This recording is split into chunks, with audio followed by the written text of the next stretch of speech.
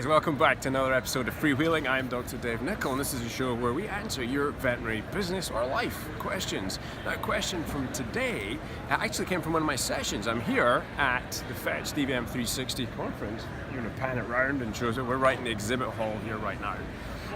And it's kind of cool, kind of funky.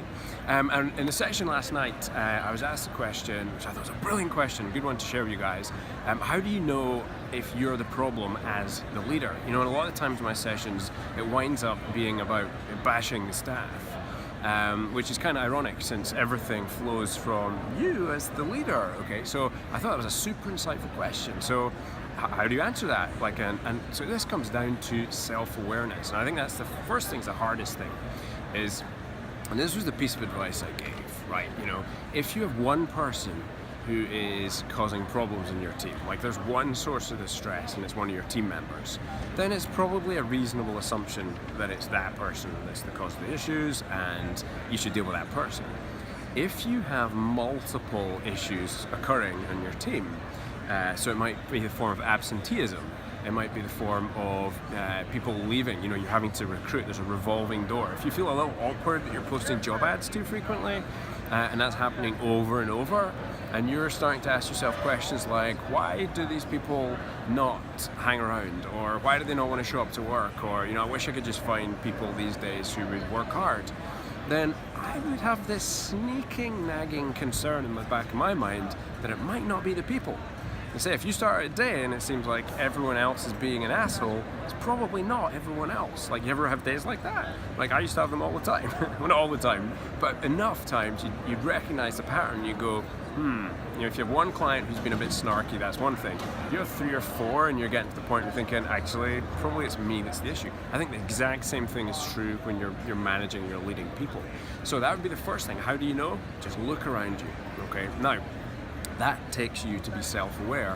And it's also, you have to push through the fear factor that, now I've got a problem, how do I fix it? You might not be conscious or aware of the skills and the training and things like that you need to fix it. It doesn't matter. The first step to getting better is just being aware of where you are now. So if you know where you are now and you know where you've got to be, your journey is clear. Like, there's a clear path point. You can just walk along there and you can go find resources, upskill, learn how to do that particular part of your job better, right? If you don't know where you are now, then it really doesn't matter where you want to get to. If you don't get a start point, it doesn't matter where you want to go to. I think that is self-awareness, okay? So you've got to face down your fear. How do you collect more feedback, more information? Well, I think I would ask your team, but do this carefully. Like, if you're not a great leader and you make it open season to give you feedback, then that's going to be pretty punishing feedback, okay? So I would have, you know, 1 or 2 or 3 people who you have a good relationship with or a better relationship than anybody else with, and use them as confidants, okay? Ask them honestly for feedback, you know, no consequence, just tell it to me honest and straight, and then listen and look for the common threads, the red threads that run through their feedback. That's likely to be the truth. Okay, so I think if you look around and you see a team and you're struggling managing a team, and there's multiple issues going on, certainly be thinking, could this be me? It might not be, okay, it's not always going to be you, but it might be you in a variety of different guises as well. I mean, it might not be that you're a terrible leader, it might just be you suck at recruitment. You know, you've built by accident a recruitment policy that brings in bad people and you just don't even know why. So there's multiple reasons why you might be having a struggle or having a challenge. The point is just to be self-aware enough to look yourself in the mirror and ask, am I the problem? And look for an honest answer to that. That doesn't answer, of course, how you get to being a good leader. That is way past what I can cover in a little 15-minute freewheeling session. But I think self-awareness is the key. Seeking feedback. It's called the breakfast of champions. Use that term for a reason. Like, there is no growth without feedback. And yep, it can be scary.